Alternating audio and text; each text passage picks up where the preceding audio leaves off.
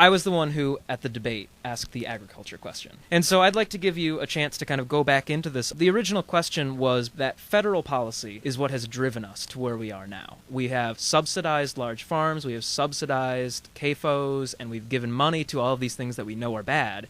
And at the same time, we've got these broad brush regulations that make sense if you're a large-scale operation, but if you're a small mom-and-pop farm with, 10 head of cattle, you can't afford to abide by these regulations. So I'm just wondering, from the Taxpayers Party point of view, what is the way to kind of fix our food system, fix our agricultural system? Okay, thank you. Yep. I don't propose to be an expert on this. My wife loves this stuff. She gets into this and wades around in it, and so I picked up really some things from her. But what I've come to learn is the farming methods that we have, and you're right, they're at for this global, huge farm type thing, and you look at it is inhumane. The way they treat these cattle and the chickens, and I mean, and then we're digesting that. It can't be good when they're putting all these chemicals in. I mean, as I said the other night, this has really got to come from the consumer. Yeah, you can do some things at the federal level, but the consumer has got to demand that all the way back up the food chain. Right. How was that cow treated and raised? Was allowed to graze out in the grass? And I realize that it's never going to be a perfect world. But by golly, when you look at some of these movies that are out there on the documentaries, it makes your head spin. It's just sad.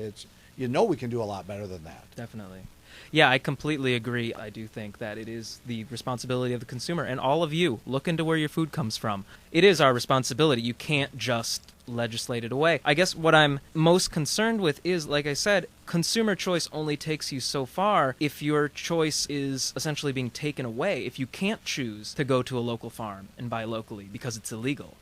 And if it's more expensive to buy locally because your tax dollars are being taken and then funneled into large farming conglomerates, your choice is taken away. So even if you had everybody on board until some of those regulations either go away or are changed to be more positive, I mean, whichever way you look at it, if you're looking at it from there should be regulations, they have to be good regulations. And if you look at it from there shouldn't be regulations, then there shouldn't be regulations. And then let the free market decide. But you can go to Meijer's right now and buy organic vegetables. I did today. My wife said, go buy and pick up some frozen organic green beans.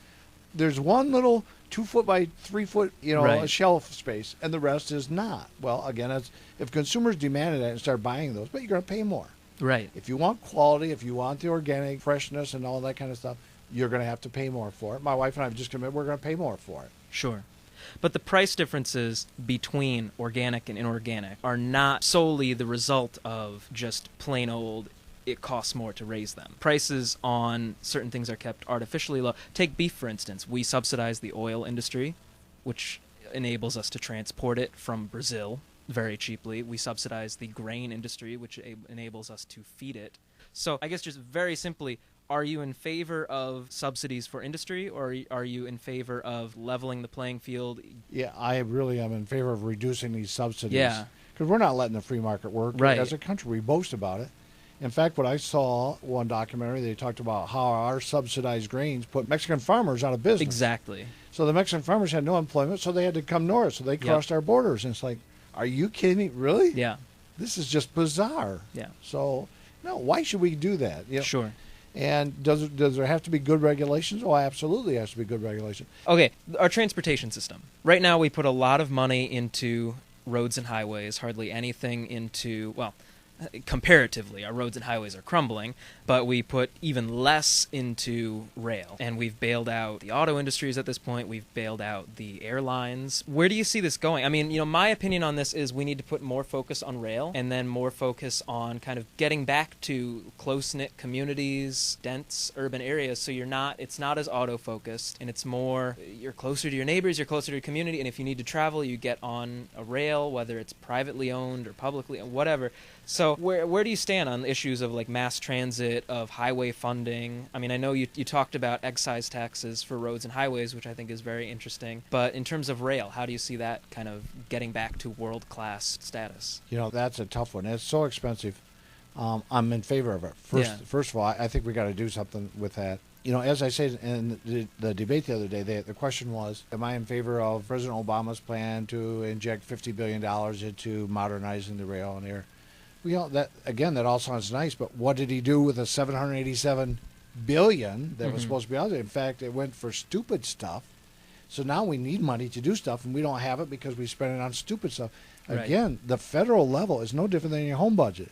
Federal government has wasted money, and if they had come back a year ago or 2 years, any point in time before all this fiasco, and said we need to do this and develop a plan and work on it, again, give us the truth, give us facts, don't give us hype, don't give us a bunch of baloney, and what's it going to do, how much is it going to cost, we're going to stick to these costs and make sure we stick to those costs. Yeah. So we've got to have stringent controls in place, and when we spend money, we got to spend it wisely. I'm all in favor of it. We just spend it wisely, get a plan. Good. It seems to me, if you kind of think of the country as even a business or a home, you have to invest in yourself to grow and to be prosperous. And one of the things that you need is a strong infrastructure to get people around, whether it's moving goods or moving humans. So to not invest in our infrastructure the way that we've done just seems crazy to me. And we as a consumer, we're prepared to invest whatever it takes. We want it, and if we want it, we'll get it. But don't waste our money because yeah. Okay, tax breaks for companies that outsource, good or bad? Why would we give tax breaks for people that outsource? Exactly. Have we lost our minds? I'm not in favor of any taxes anyways for the corporate income or individual income, no federal income tax, to get all that stuff back to the state level. I'm convinced the state and the local know more what's going on here than some guy in Washington does. I've seen some of those guys in Washington. They're scary people. I mean, no offense, but I don't want those people telling me what to do. Sure. All right, so next question. Housing and building codes. I'm sure you've heard of LEED certification for buildings. Maybe? No? No, okay. LEED certification, it stands for Leadership in Energy and Environmental Design. Okay. It is sort of the standard for it's the standard for environmental efficiency design. Okay. And LEED, it's not a governmental organization. It's another one of these. It's a third party. They look at a big list of different things. Do you have a bike rack? Do you have properly glazed windows? Are you energy efficient? Are you not hemorrhaging heat in the wintertime? All of these different things. That they give you a ranking.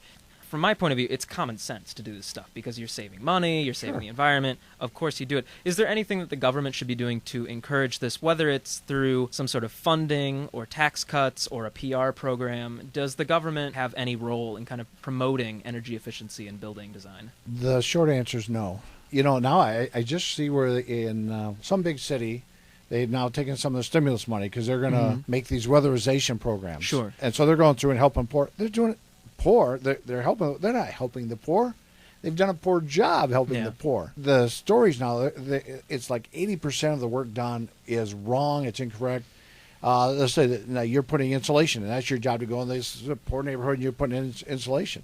So they found people went in, put the insulation in, did a poor job putting insulation in, but the roof's leaking. Well, it doesn't matter. It's not your job. You're putting insulation in. I see. So the roof's leaking on the insulation, destroying the insulation. Now it's destroying the ceiling. Nobody fixed the roof. No. The short answer is no. You got to get people good paying jobs, and at the same time, education. Well, Mel, I think that's the end of my environmental questions. I would ask for your vote out there. Tell your parents, go out to my website, thecommonman.org. I need your vote. We got to change things around because these guys are really clueless, both Democrats and Republicans. It's not working. Things have got to change.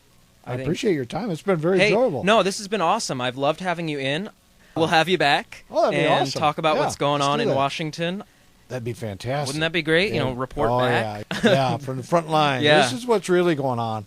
In fact, I've got a newsletter that I put out every week, and when I get elected, it'll probably be every month, but that's part of what I'm going to do. Yeah. I'm reporting on things that are going on. Definitely. We're not being told the truth. Again, facts. I want facts. Yeah. I want to know what's going on inside the Beltway. That's right. Yeah. That's right. If you give the people the truth, they'll make wise decisions. Yep. Most of them. Most of the time. We all do stupid stuff now and then. That's true. Oh, well. All right, Mel. Thank you for coming in. I wish you the best of luck. Again, Mel's website is? thecommonman.org.